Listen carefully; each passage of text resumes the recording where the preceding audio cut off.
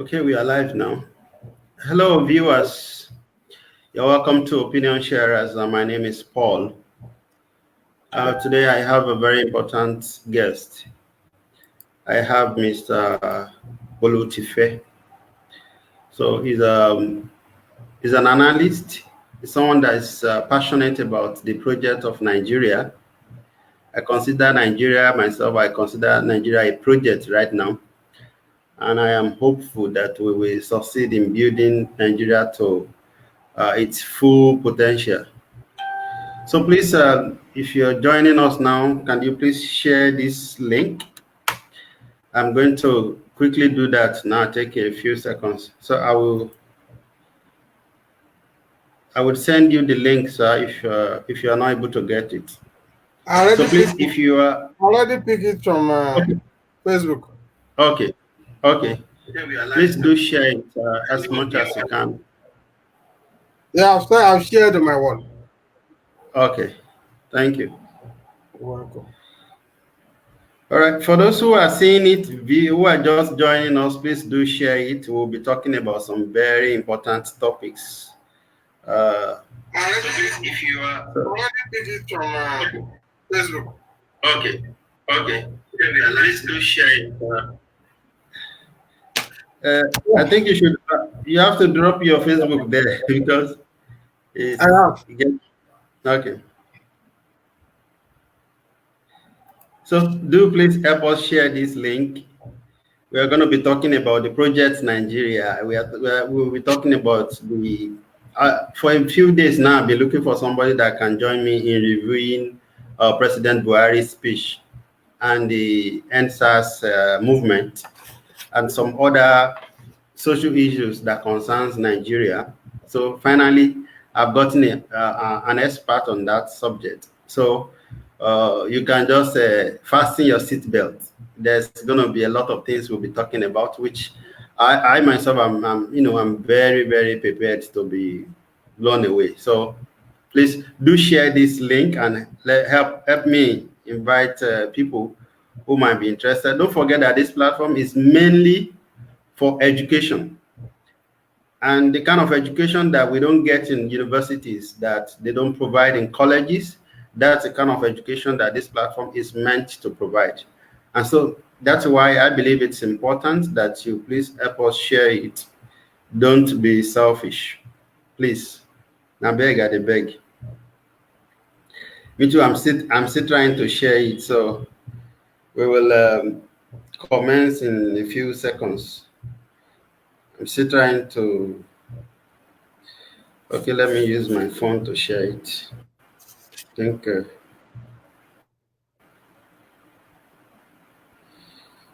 Share.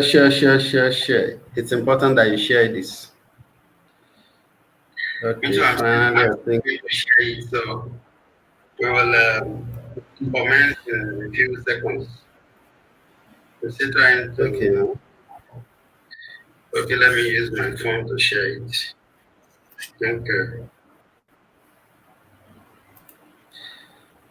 Now I am sharing it, so I'm sharing the specific pages.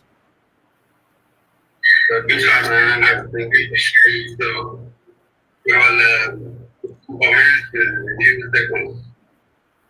Okay, now. Okay, let me use my phone to share. Okay, sir. Would you want to tell us a little bit about yourself, just because of people who might be seeing you on this platform for the first time? Okay. But for us, you don't need introduction anymore. But for the sake of people who are meeting you for the first time, please do introduce yourself just briefly. Okay, I'm Bolutife Oludele, and I'm the village boy. And yeah, like Irani said, I do some analysis. I'm not sure I'm an expert, but I think I'm capable of doing some analysis about what is going on in terms of policy and all that. Originally a chartered accountant, and yeah, that's it. Okay, thank you so much. So the bone of contention currently in Nigeria is the NSAS protest, but I prefer to call it a movement. Okay, some people may not see it as a movement, but personally, I see it as a movement. So I want you to just give us an overview of your perception of the movement. Thank you so very much. Nomenclature can be very important, and especially when you look at our people, like we often say, that because we don't have well documented history, we should also be very mindful of the name we give to whatever we are doing. I will agree with you that this is more of a movement than a protest. But because of that, let me chip in something I picked during the week about a part of history.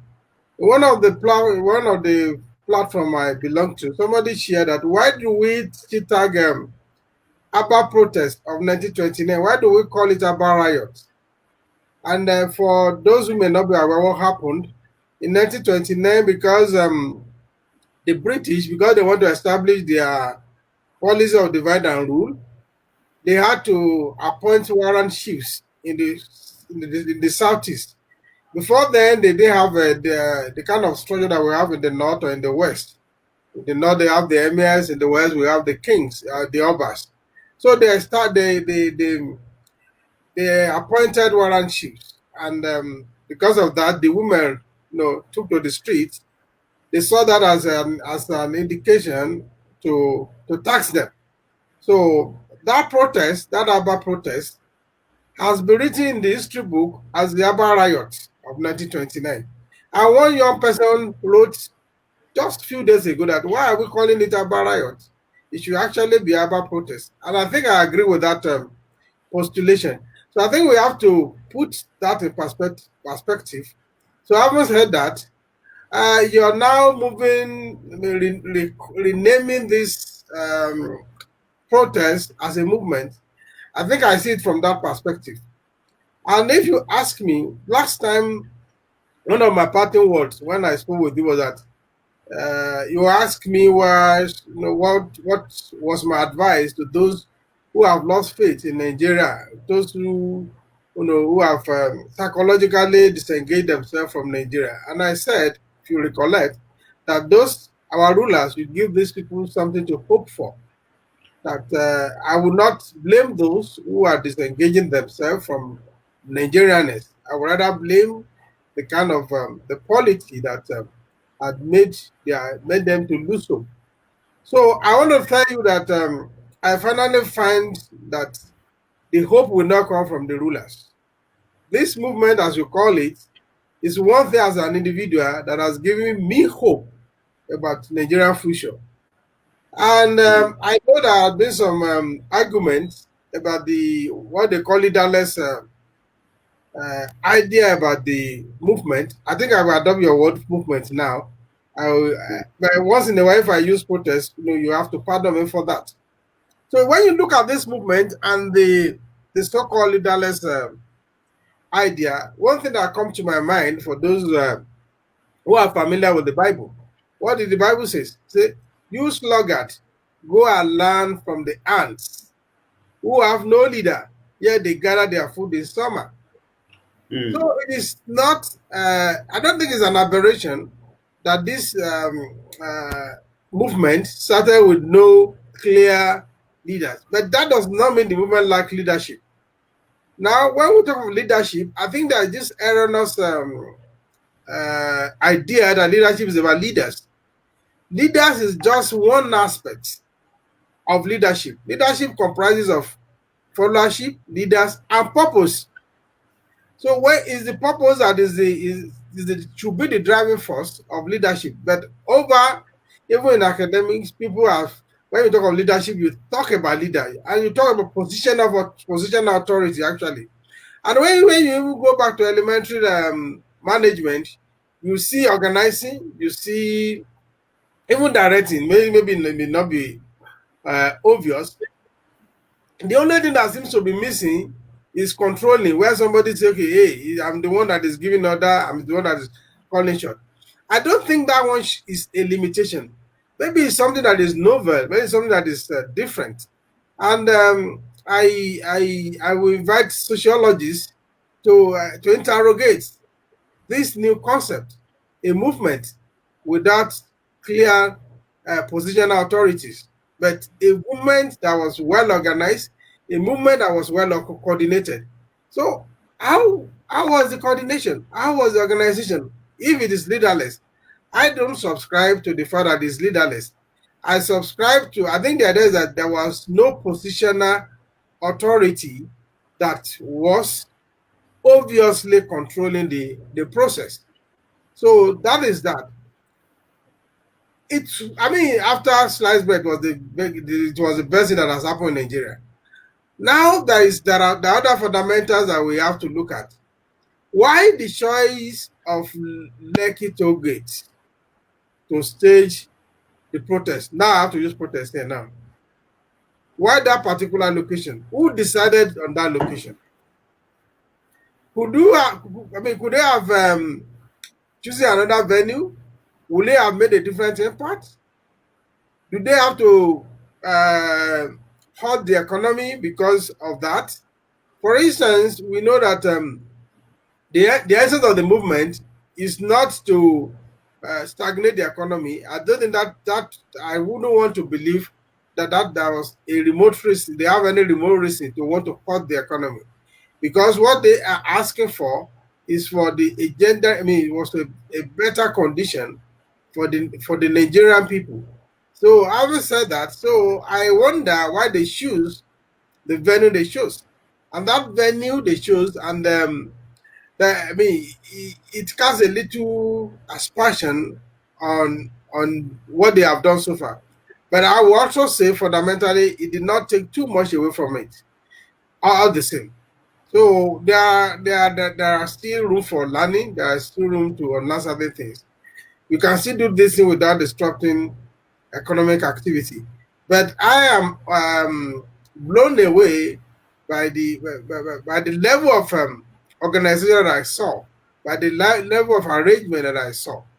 Then sociologically speaking, some have spoken about, I've had a lot of conversation with people about this. Oh, they are there, they are serious, they are just, they are attracted by the food, they were dancing and everything. I said, look, that idea of catering for themselves, that idea of using music to kind of re-energize them is a way of kind of harnessing their energy and moving their attention away from doing wrong things, which unfortunately, when the thing was infiltrated, the other element, which we can call the fifth columnist, came and they started destroying things. But it is on record that this movement, while it lasted, I mean, as at the time it paused, I wouldn't want to say it as it has gone to rest. It's just maybe a kind of retriever. I expected to come back stronger. But as at that time, it is on record that they did no damage to anything. They were well coordinated. The organization was superb. They were clean. I see volunteering, people doing things willingly, and they were accountable. For the first time, volunteering became a language that ordinary people want to relate with. Yeah. And most importantly rather, they were accountable. They accounted for every kobo they received. That is mind blowing. We cannot write off all these good things that came out of the movement. I mean, there should be proper documentation of the milestone. That movement has achieved a milestone. Did they achieve their complete aim? It may not. Of course, there's no how they could achieve that in one day. But they have before you go to that. Yeah. Before you go to that, let me ask you this. What do you think led to this kind of the kind of participation, the level of participation that we witnessed, the fact that it gained global traction? Something that started on social media. It started on social media and then went to the streets, and gradually from one street to another. And then for about 10 to 11 days, it was peaceful. And then, people around the world began to, lend their voice to it. What do you think led to this? Principally, it's an idea that whose time has come. Then there's a failure of leadership at every strata. There's a gap yearning to be filled. We did not lose only leadership, we lost values. I've written about most of these things. We have lost vision. We've lost, if I even there's I call it sleepless visionary, the sleeping visionaries in my book. There's a chapter in my book about that. 2020, we lost the vision. Do you know what? If there is any good thing that happened in 2020 in Nigeria, it is this movement. This movement that's the only good thing that happened in this year 2020 in Nigeria. And I believe I'm entitled to that opinion, because we had a visionless cycle of life, a visionless cycle of leadership in Nigeria. But this guy came without leaders, they said, and they gave us hope. They gave us vision. They gave us that this thing can be done. They gave us accountability. They gave us, you talk about volunteering. They gave us, that look, we can cater for ourselves. They clean after themselves. The environment was not left dirty. They accounted for every amount, and they used technology. So another thing that blew my mind was the level of resourcefulness. They show that these people, they are resourceful. This thing couldn't have been put for somebody that is lily-livered. It couldn't have been put up by somebody that is that is daft. So the resourcefulness that we saw there gave us hope that Nigerian future can be great. Not on paper now, but in reality. And if you can, of course, we know, like Mandela said, if you get it right in Nigeria, Africa will get it right. And if Africa gets it right, black man everywhere will get it right. This guy show us we can get it right. Thank you so much. That's brilliantly put. Now, I want to go a little bit further to where something that actually saddened me in the whole of this. And that was when we began to see footages, pictures of armed thugs, that were mobilized. It was not by error that those armed thugs, it started in Abuja, all right? Because I was following up on every aspect of it. We saw these armed thugs. They were moved in patrol vehicles. They were moved in luxurious buses. So, and at some point, we even saw branded police vehicles, that were arranging logistics for these guys. Even though a lot of people are still denying it as we speak, but I want to believe it's a reality. Now, we saw Lekki shooting on the 20th of October 2020. That will be a date that some of us will not forget. So now tell me, what do you think led to all this? Yes, there's a lot of denials going on, and there is also a lot of conspiracy theories going on. We also know that there is possibility. I'm not saying that what has happened. People can brand police vehicle, talk and brand army vehicle. Anything can happen in Nigeria. But then, can we say that the authority is not complicit in this? It's difficult to fathom, because apart from regular this, we have intelligence gathering, units of government. So we know there are certain things that you cannot do, except that somebody high up there is in support, either taxi support or everything, or except they want to prove that those things were done illegally. Other than that, I think bringing in thugs or armed personnel to disrupt the movement was totally uncalled for, because up to that time, everything was civil. Everything was civil. The only like I said earlier on, that the venue they choose, why, creating a blockage. Why, could we have using a better venue to do this thing? Will it have had the same effect or not? We can, those are left for conjecture. So the reaction of Togri, the reaction of armed men to this case is a bad taste in the mouth. It's really a bad taste. And there has been a lot of denial here and there. If only we have belief in the system, we would have said that a panel of inquiry, we should be able to unearth what has happened. But history does not encourage us that we can get much from there. So for now, everybody seems to be entitled to his or her opinion about these issues. But things went wrong, and I don't think that we should blame the movement for all the vandalization that we saw. So government, it's difficult to isolate government from this. It is difficult. But no matter how hard want to be objective, want to be pragmatic in your analysis, I don't think we can completely absorb government of complicity. And I pray that those facts will come out much sooner than later. Okay. But well, we already have our own facts. I think we already have our own facts. It's government or those people that are denying. So many facts are contestable because we also know that a lot of things can be manipulated. We do know. You see, yeah. From my experience, let me share a story with you. I've received a report before. I was in a position to coordinate things, and I got 6 reports about the same event. And none of those 6 reports are the same. Yet the 6 reports were describing the same event.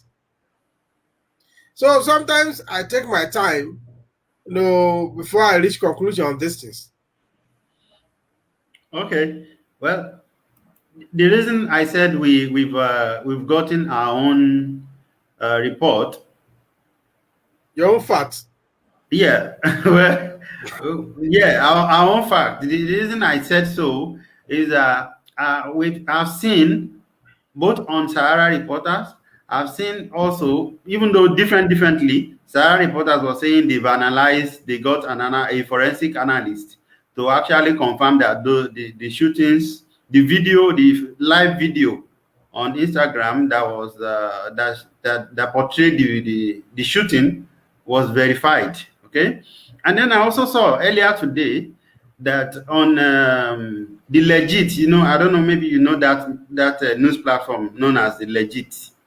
All right,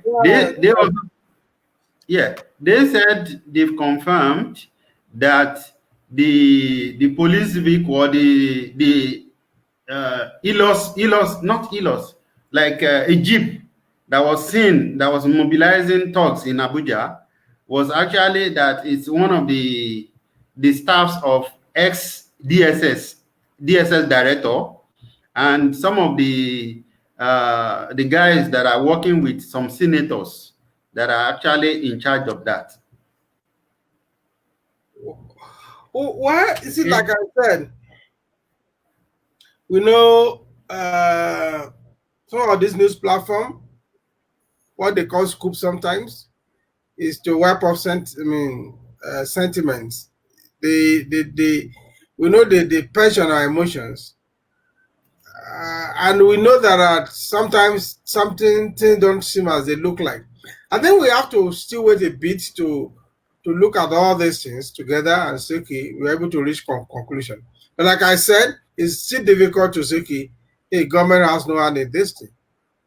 Either government as or people doing it on behalf of government, or government itself authorizing it as a government.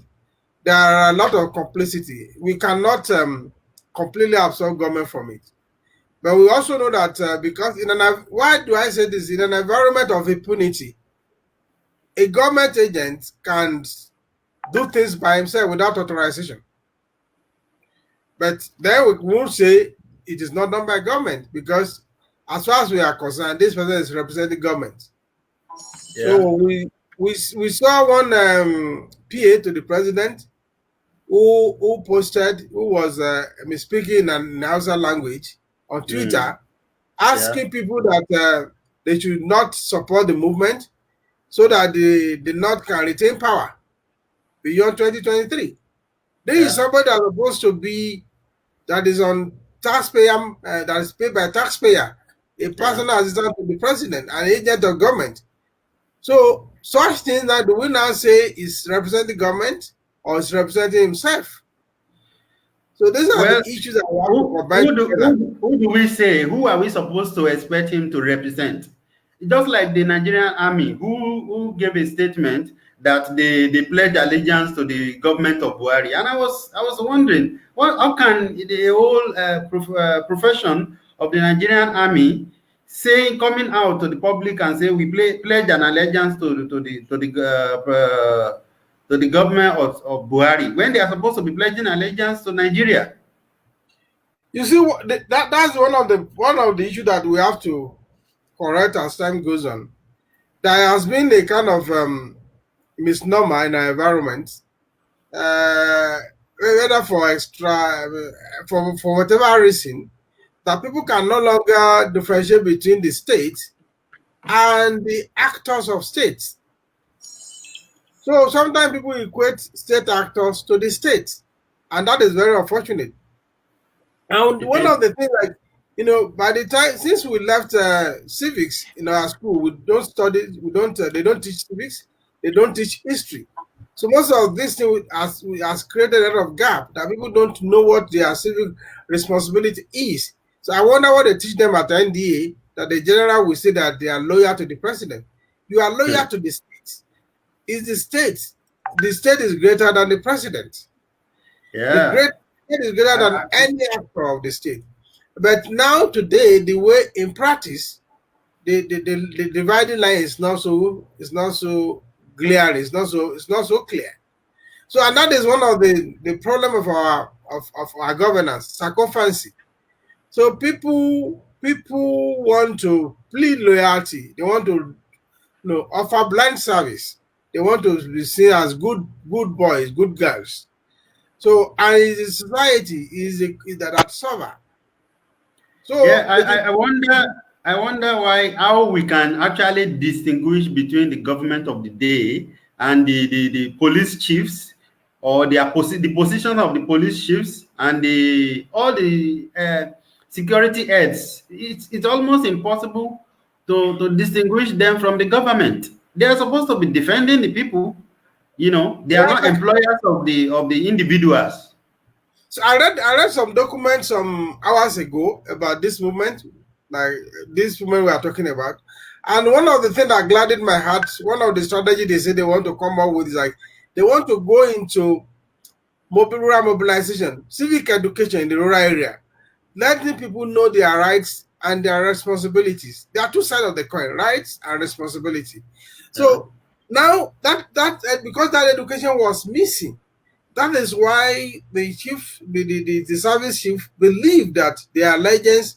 So, though by constitution they are supposed to plead allegiance to the government through the president, but that does not mean that allegiance, anything that is against the state, that they should support it.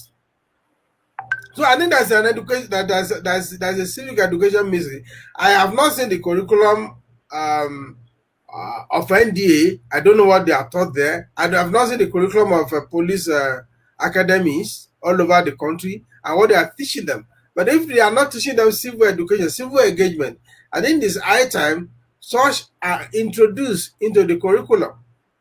They Yes. must be able to teach them civil engagement.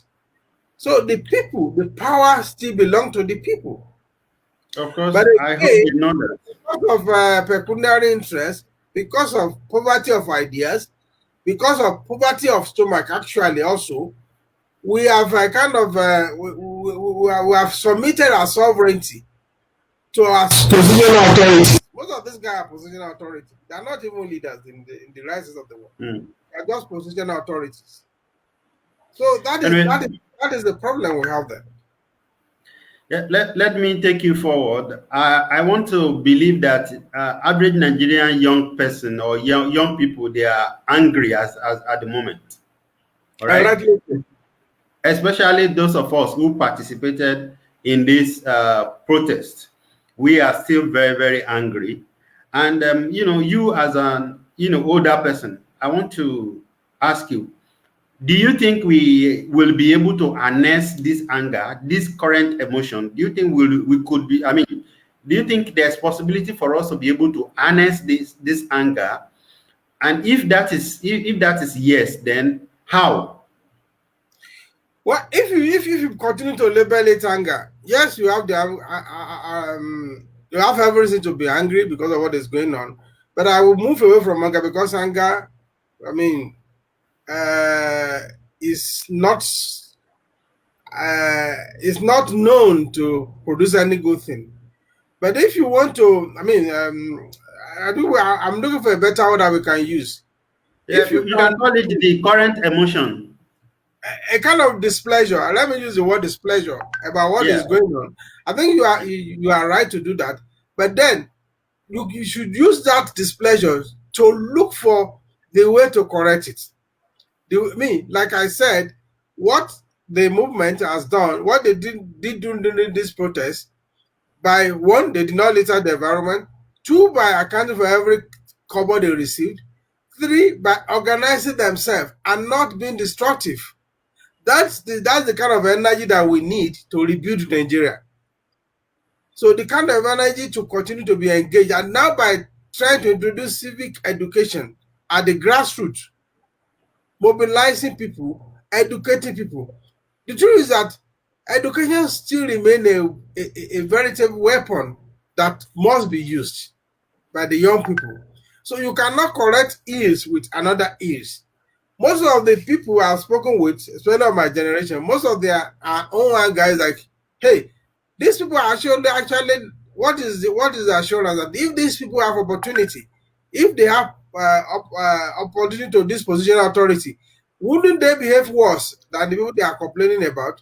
So there need to be that kind of renaissance, the reformation of the intellect among the youth. That okay, what we are displeased about, we don't want to repeat it. So we want to channel energy to make corrections, necessary corrections to the body policy. That is how that is the best way we advise that this energy should be channeled. All But right. if Thank you. you keep calling it anger, the first thing that will come is revenge. The second thing that will come is vendetta. And we know my generation and those older than me, we are full of vendetta. We want people to be punished. We delight in punishment. We don't delight, so we don't understand rehabilitation. We don't understand, many of us don't understand counseling. We understand punishment. Because when we were growing up, we don't escape punishment. You come late to school, you get this soak of the cane. Nobody will ever sit down you and counsel you. So, All right, and but let me use this opportunity to also say that personally, I believe that there are a lot of people of your generation that do not have a clue about what leadership entails. And I'm sorry to say this, and see, the reason why we are person like me will be clamoring for a younger person in position of authority is that they are more accessible to us. Okay, so even if they are in position of authority, if for instance, if we have a younger president, for instance, I believe that if that person is somebody that is available on Twitter, on the internet, that uses internet by himself, by themselves, not people handling or posting on their behalf like they are doing for the current government, they will have a clear understanding because we are able to reach them. For instance, me, it is difficult for me to be in 3 days without my phone. I will want to know what is happening, what has people tagged me about. But people like Buhari, people like most of our current leaders, they don't care. It is what their assistants tell them. It's the assistant that is supposed to. In fact, I can tell you that perhaps almost every rich speech of Buhari is written for him. I've not in the last 1 year, I've not seen Buhari sit with journalists and they let them ask him 3 questions. Yeah, here is the thing, Paul. Here is the thing. If you advocate, let's distinguish between positional authority and leadership. They are not the same. Yeah. Okay. And I don't think it's also fair to put a general blanket on all of us. Today, Trump in US is an ardent user of Twitter. He's over 70. Yeah. So it's not an age factor. So, and then when he became president, they even asked him that, okay, somebody should be handling his Twitter. The guy held on to it. That's the reason, sir. I'm talking about Nigerian society. That is not necessarily a role model. That is not necessarily a role model. Let us not get that. I'm talking about the Nigerian society. Not necessarily. I'm not generalizing. I'm a Nigerian, and I'm very active on Twitter. And yes. I know people of my age that are very active on Twitter. So now when you talk about speech writing, no, I'm not sure there's any president in the world that writes his own speech. Yeah. There are speech writers everywhere. It is not something that is bad or evil in itself. But most of the time, a leader also speaks from the mind outside the speech writing. Yes, especially at a time like this, we need somebody to come to speak empathically to people. No doubt about that. But there is nothing wrong in speech writing. Yes, the right speech for leader. I agree with you. I know that even if we have a young leader or a young president, people will still write speech for him. But what I'm saying is that the possibility that he or she will engage more with the people, the tendency is very high. The possibility that we will be able to reach out to him will be high. Compared to somebody like Buhari. A few days ago, he was trending on Twitter. Where is Buhari? Because we don't even know whether he exists or not. Here is the thing. Age is not the factor. The youngest governor in Nigeria today is perhaps the governor of Kogi State, right? Is a nuisance. I didn't say that. You are saying that. Yeah, I'm saying it. Because that is what we are. It's not the age that is a factor. If you have somebody that is responsible, if you have somebody that is responsive, if you have somebody that is ready to learn technology, irrespective of age, he can still do well. He or she can do well. All right, let me ask you another question here. Still talking about the young generation. All right, do you agree? Do you agree that there is age gap? All right, that's what they call age gap between the older generation and the younger generation. So when you look at some people during this protest, some people have carved out some two peculiar words. And this might be strange to people who are not Yoruba speakers, and they say it's generations Sorosoke and the generation Benudake. So, and they describe generation Benudake as people born between 1940 and 1979. All right, and people who are generation Sorosoke as people born between 1980 and 2020. Now, okay, even the one that was born 1920 that cannot even speak yet is also a generation of Sorosoke.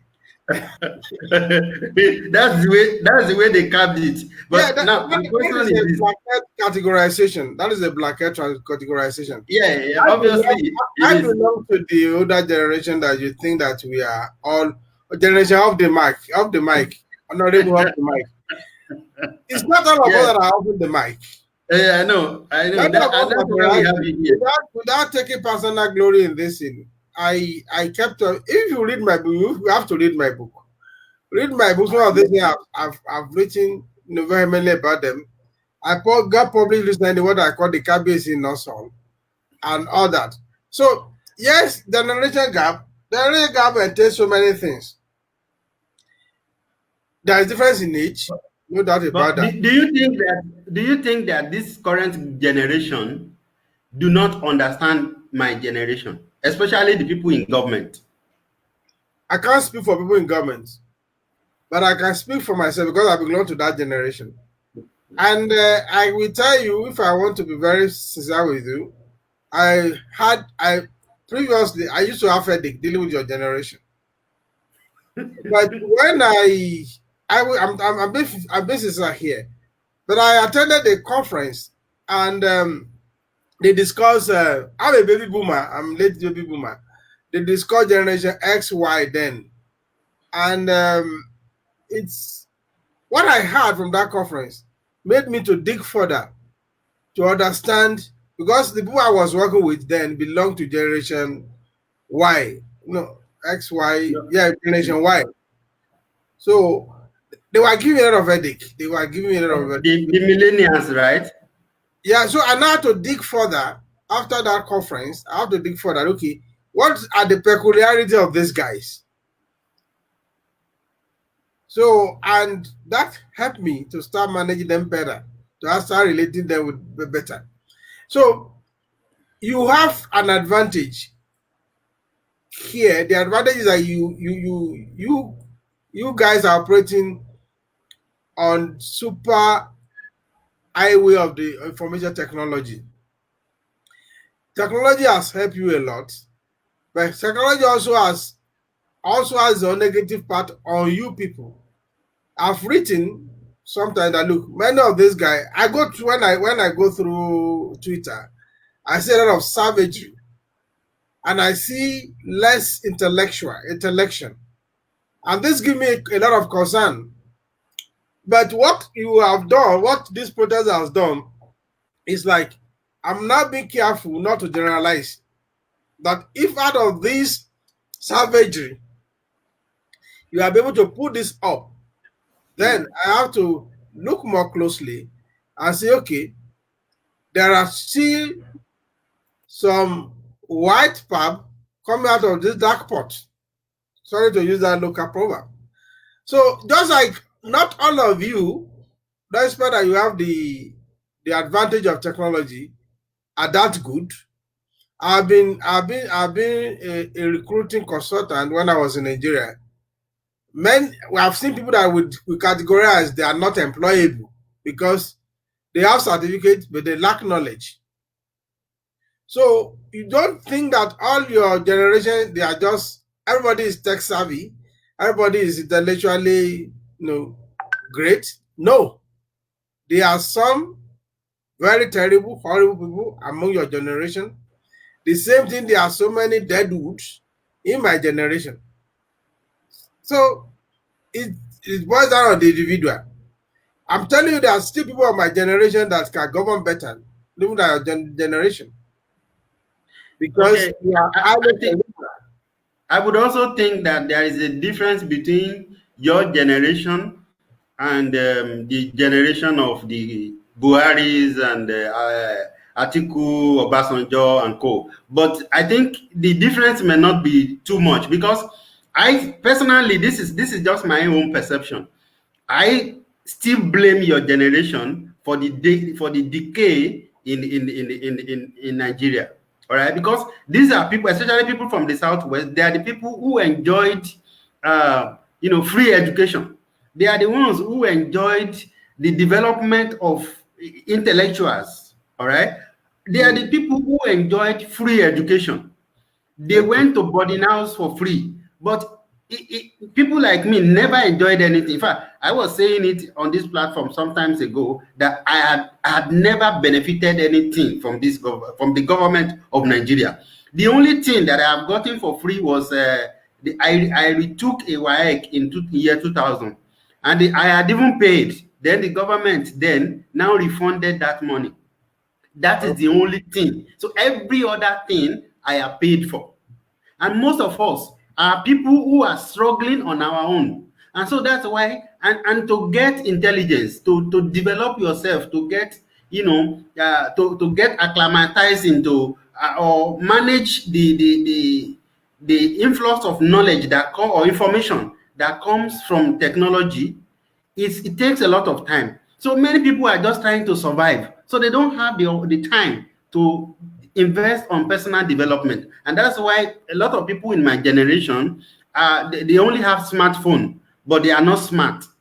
Okay, but Okay. then like what you have seen in the coordination of this protest, you find out that there are some people who are very, very intelligent, and they are people of this generation. So that's kind of the difference that I am trying to point out, and I'm saying that people of your generation lack almost, I mean, majority. I'm not saying you, maybe because you have been developing yourself personally, but many people of your generation have no clue about us.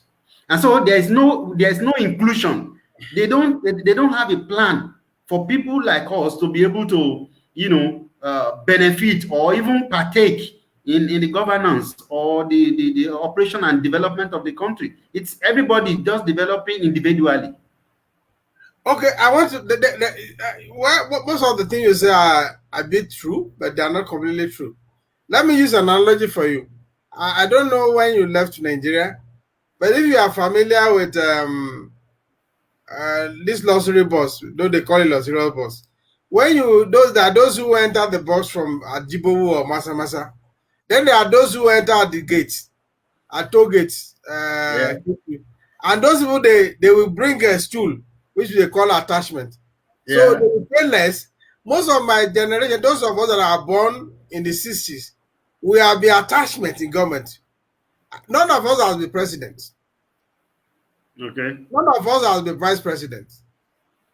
Some But of you are us, the one that is you are the eh? one that is helping them. It's your generation that is helping them maintain their loot.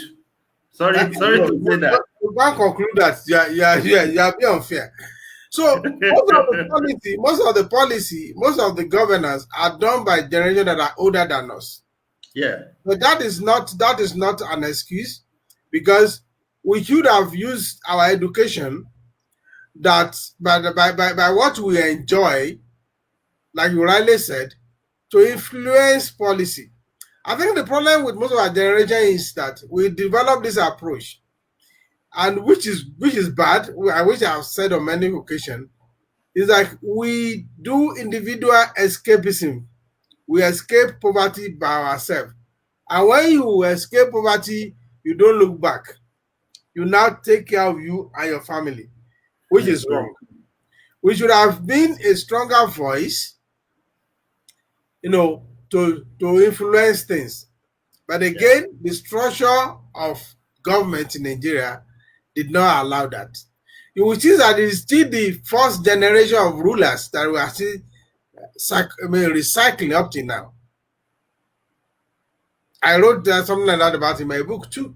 So if Buhari had been head of state in 1983, he's still the president today. So my people, my generation that were born in the 60s, will we ever be able to be? Because even now with your movement now, you have sent us packing. If I want to contest today, you won't vote for me. Say, no, we don't want this old man. You will think I'm an old man by then. So our generation, we benefited. I think after benefiting, we went to sleep, which is very sad. I think Hmm, I apologize on our behalf. We didn't do well. We could have done better. We could have we would have become a more powerful voice to influence change. I've challenged most of my generation. Look, the fact that we waited and we allowed public education to collapse on our watch is not a plus to us. Because hmm. what built us up, what we fed on, is that we fed on that pot, and after feeding on that pot, we broke it. Okay. Yes, we didn't do well. We did not do well. Okay. There's a kind of a question from Ademola Tayo here. He Yeah. said, I believe he's talking about the fact that majority of the people in our generation are unemployed. That do you Unemployed. whose product do you think this is?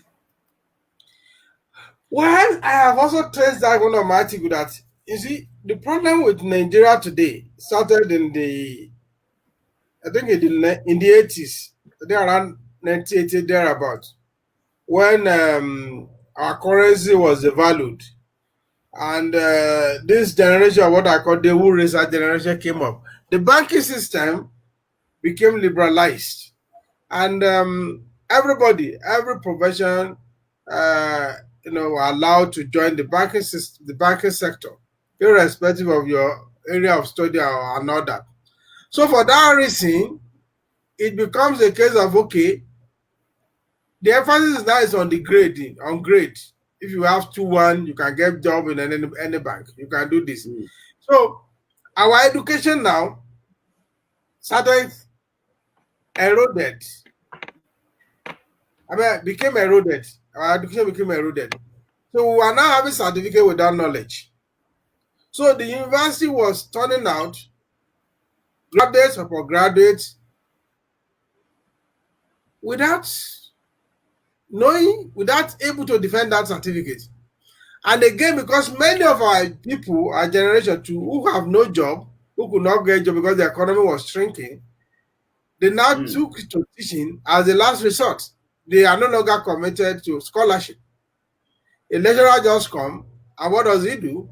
He sell handouts and give you area of concentration. And collect money if you are a man, and if you are not, if you are a woman, he collect benefits in kind, or what they used to call derogatory bush allowance. So our education is devoid of knowledge. And unfortunately, those of us who develop ourselves, who say we are professionals, when we now are in a position to bring your generation into the employment market, and we are now interviewing, you will now discover that you are unemployable. I tell you what I did in my office, and I built a library.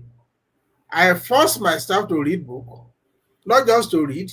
I forced them to summarize the book and deliver to the rest of staff when we are less busy.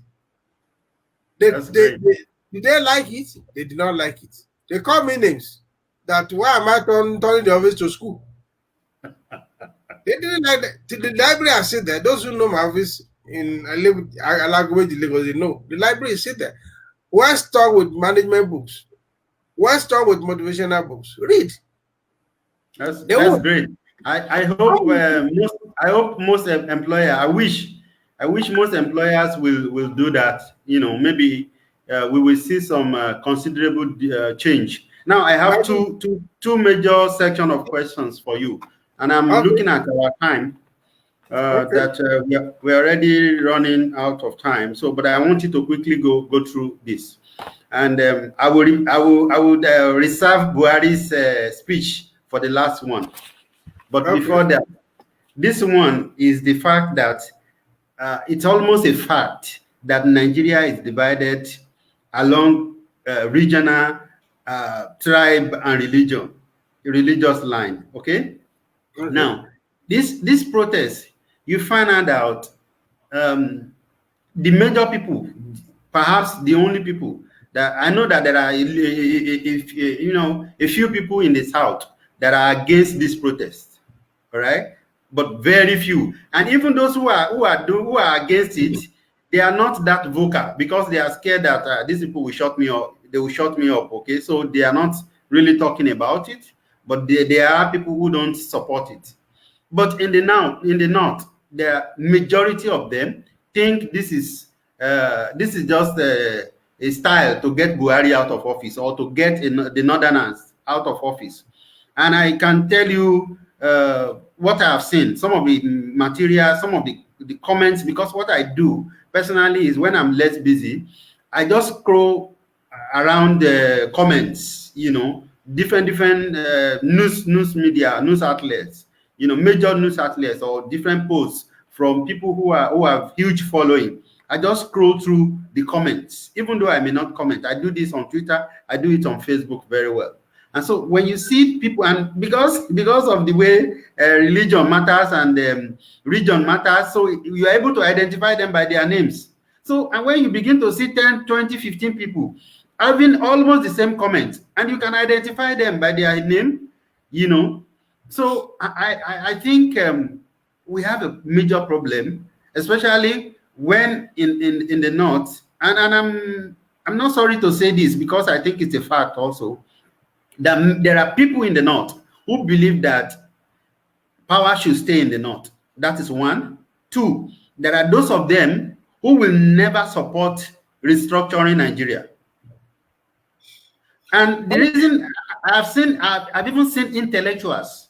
I mean intellectuals. When I say intellectuals, I see university professors, PhD holders who gathered in a meeting and they were saying that the North will never support restructuring.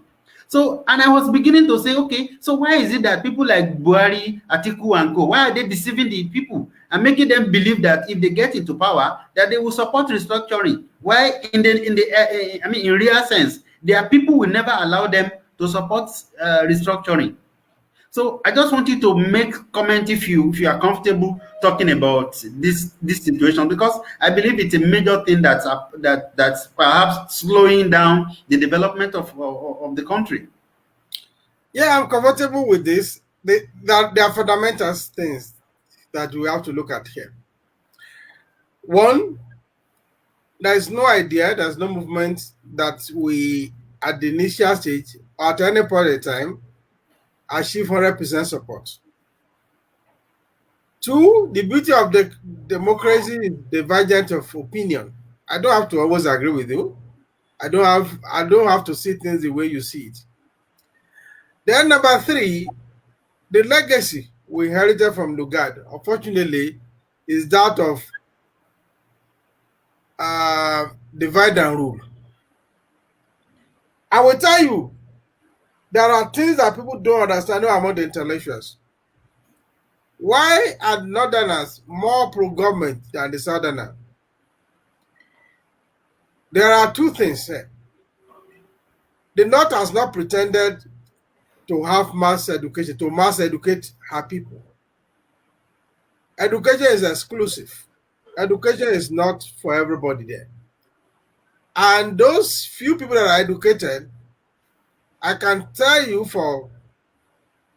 you can find out, mostly their education does not cost their parents a dime. The government educate them. The government provided that. Show me one community school built in the North. All schools in the North are built by government. The secondary school I attended was built by two communities, my community and the neighboring community. Same with me. So their education, and the people that you are seeing, they are the educated people who are educated by government. So because they are fully educated by government, their allegiance is primarily to the government.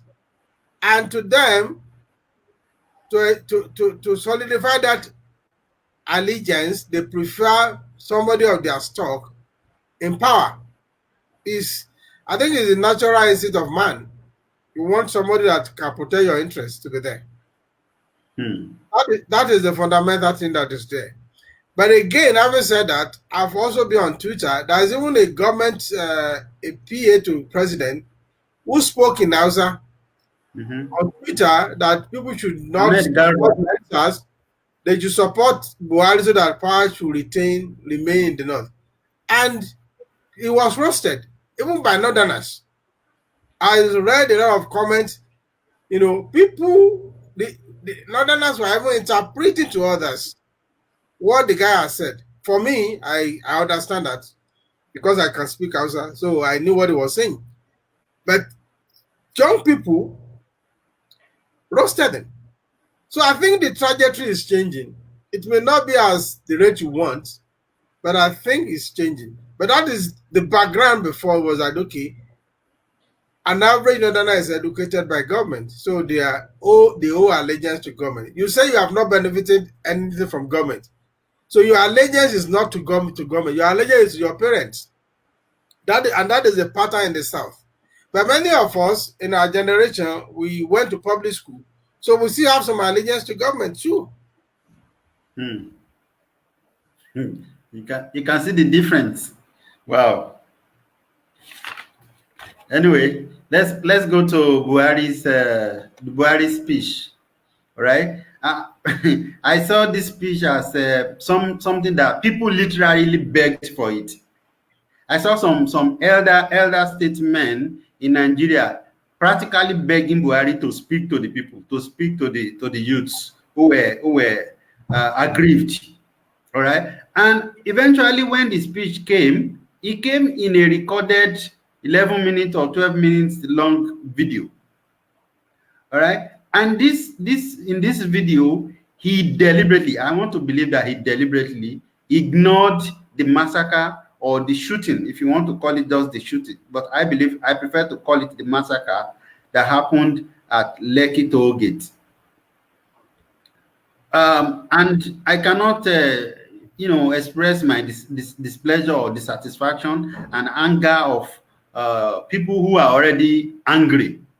So, but let me take your opinion regarding this. Yeah, I listened to I listened to the speech live, and I also went through the word, the written one when it was circulated. I think what the government was trying to do, I'm not holding brief for them.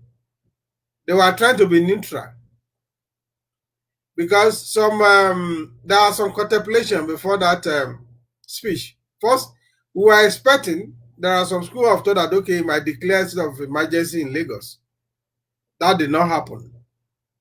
And the army, who give him security report, were vehemently denied that they were involved in the massacre.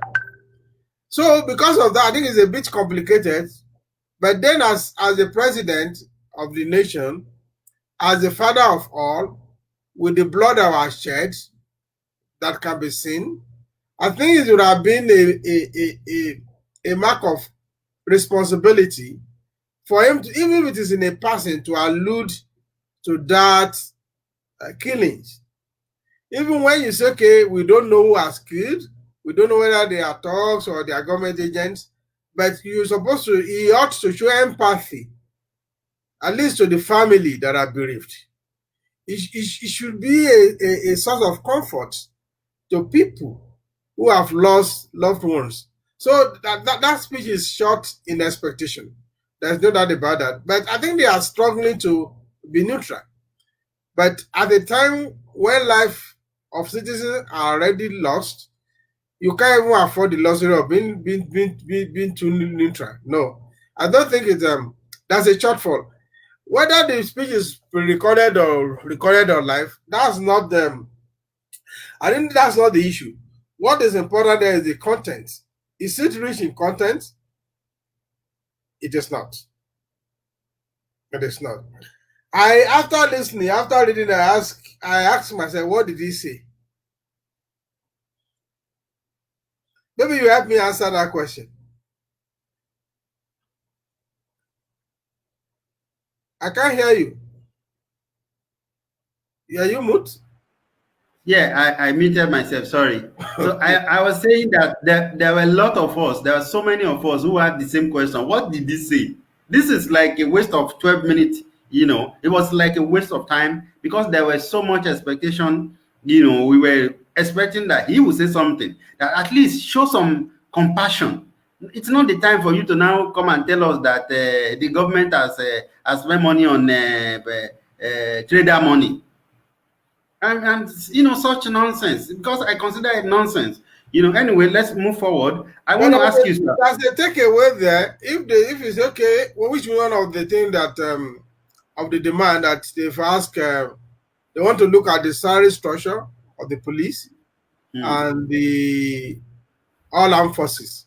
I think that is a one good takeaway from that. Yeah, it could have been a takeaway, but the fact that it's still it's still a takeaway. Whether it is satisfies another thing, it's still a takeaway. Anyway, I want to move forward there because of time. I want you to stop in a few minutes so that I don't take too much of your time. Now, do you think the Nigerians will trust this government anymore? Will Nigeria trust this government anymore? So you are now saying that up till now, Nigeria trusts this government. Well, I want to believe Clarify that. that for me so that I know what to say. No, I want to believe that there were the level of trust in the government before now was higher than this. At least it is believed that he won the election in 2019, just a few months ago. Okay, so and if this is happening now, and I can tell you that majority of Nigerians, maybe apart from a few people or some of the northerners, they've lost complete trust. Even people, the governor of Lagos even has suffered as a result of this. He was initially, when the attack happened, he was saying he was going to find out it's a tragedy and all of those things, and he said it was as a result of a power beyond his control, only for him to change the following day and say there was no fatality, you know, and then 2 days later again said there were 2 fatalities, and you know, too many reasons for people not to trust them. So I am just saying, and I understand the importance of trust, you know, of building relationship between the government, the ruler, and the ruler. Okay, now let me start from where the Sanwo-Olu that you mentioned. First, he said there was no fatalities. Then he said there are 2 fatalities. Even the app you use, doesn't it update regularly? He updated this information. That's not a problem. Right? Okay, on a serious note, trusting government is never an absolute thing. There's no democracy where a government is trusted 100%. Never, nowhere. That is why democracy election is a contest. And one of the rules of engagement for opposition, for instance, is you don't to express trust. You want to diminish what the opposition has done. So those are the rules in democracy. But on a serious note, if you have asked me the question that has this government meet our expectation, minimal expectation, from the report on ground in Nigeria, the answer is no. Has he achieved some things here and there? No government will not achieve anything at all. There is no government in the world that will not achieve anything at all.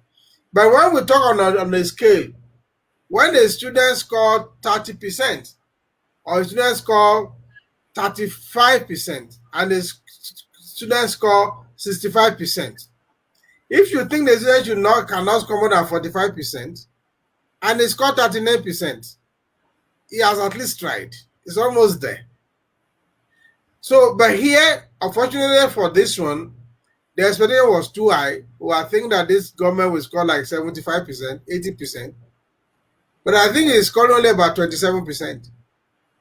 I think I'm too generous. Honestly, that is too far. That is too much. In my own eyes, I don't think I will score him anything more than 10, 15. That's just me. Whether 10, 15 or 27 is still failure anyway. Yes, it is failure. But there's difference between failure and absolute failure. Failure is failure. Finally, sir, I would want to ask you, do you think Nigerian, the current political elites in Nigeria, do you think they really understand the concept of democracy? I have said that democracy does not deal with a chromosome. One of those my short messages. You see, there is something that now let's see what all this that have been all the discovery following this movement, what you call movement, all this discovery of warehouses where palliative goods not bought by government money, bought by donations, were stored with a lot of them damaged because of the storage condition.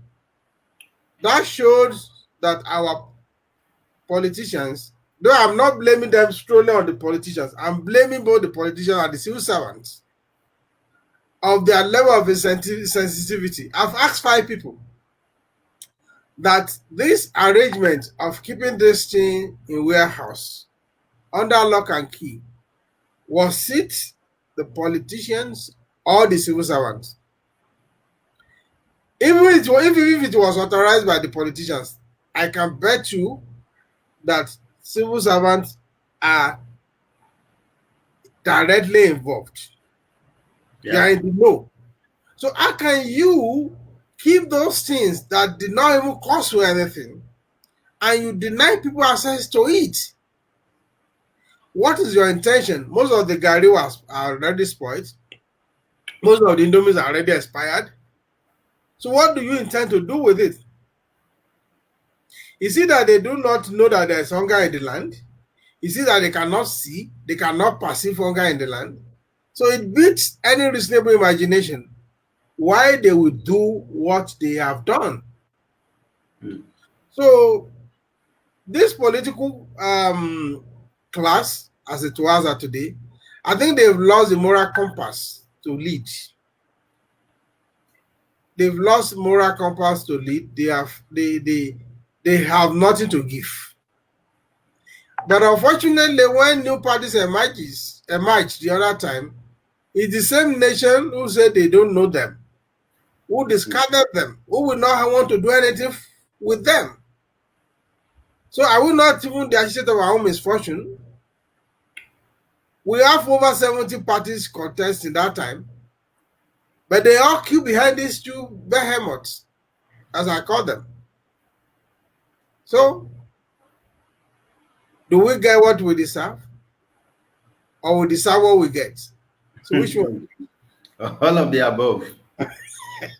So except, but like I said, this movement, if they continue and they don't derail from this purpose, and they become more tactical, and they become more invigorating in thoughts, in action, then they can create a new regime.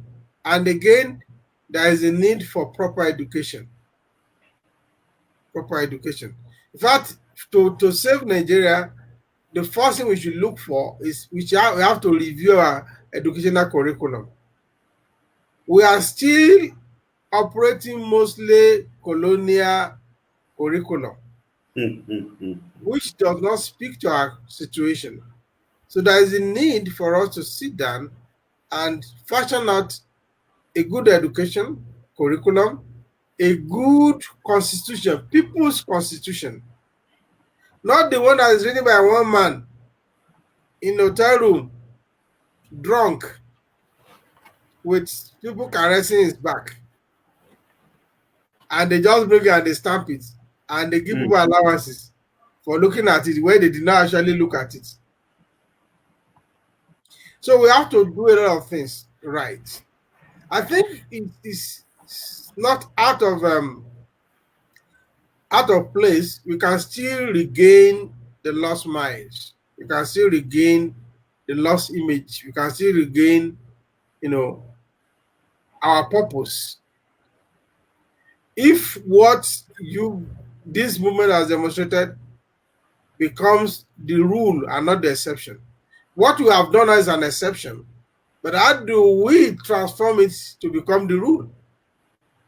When accountability becomes the rule, where cleanliness becomes the rule, where non-destruction becomes the rule. Yeah, but that is also, we must also be conscious of the fact that these current people in power, people that will not mind to come and open live fire on people who were singing Nigerian anthem, who were waving Nigerian flag, who will open fire on them like that.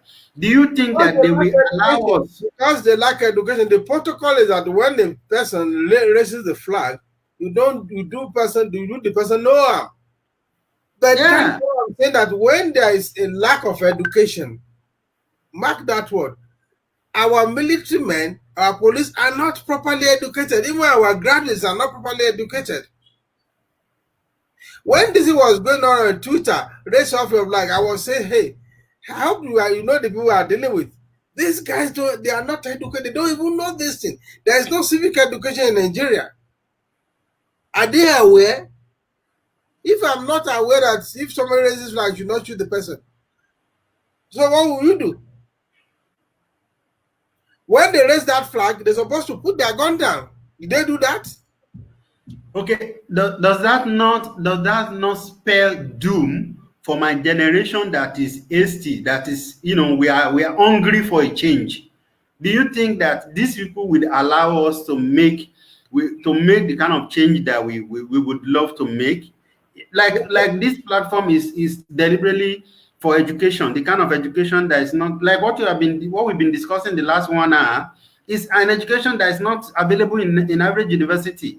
Okay, but how many Nigerians actually have data to be able to access this kind of information? Here is the thing. Word of caution. If you are too hasty, you will get it wrong. Like what happened when they were putting pressure for leadership for the movement. I am still glad that they resisted that temptation to throw out people of oppositional authority. Guys, it's better to be patient, to be diligent, and get this thing right once and for all. And besides, nobody gives power, people take power. Nobody gives opportunity, people take opportunity. I'm not a coupist. Don't get it wrong. But word of caution, don't be in a haste. And again, let me also advise you. I know you have grouped all of us together as failures, but I tell you that there are a sizable number of us that you need to help you navigate through this water. Definitely. Reach out to people that can guide you. You don't know the terrain. Yeah, I understand. Some of anyway, I think we will not have time to discuss this anymore because I don't want to take much of your time.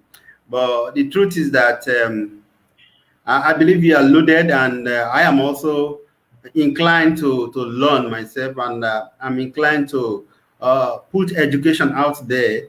I am education by my spirit. I'm an educationist by my spirit. So, and I believe that the greatest challenge that we have in Nigeria is the lack of the critical education which is lacking.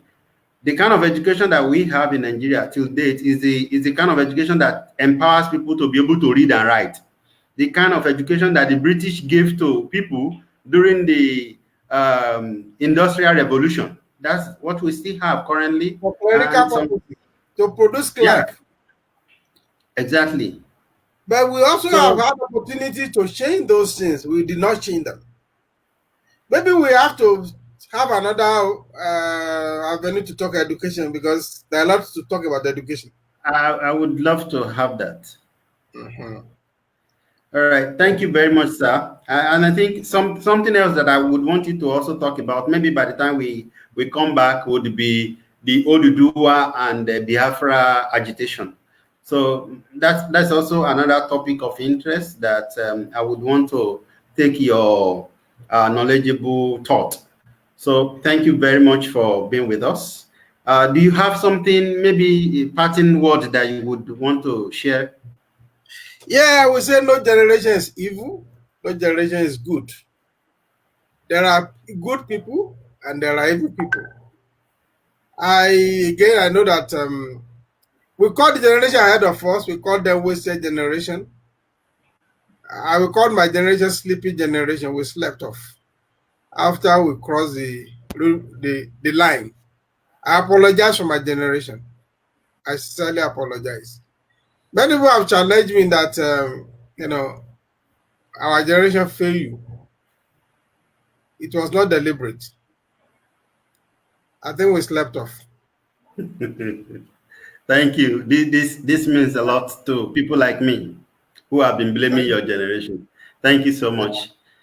Viewers, thank you very much. Thank you. Yeah. Yes, sir.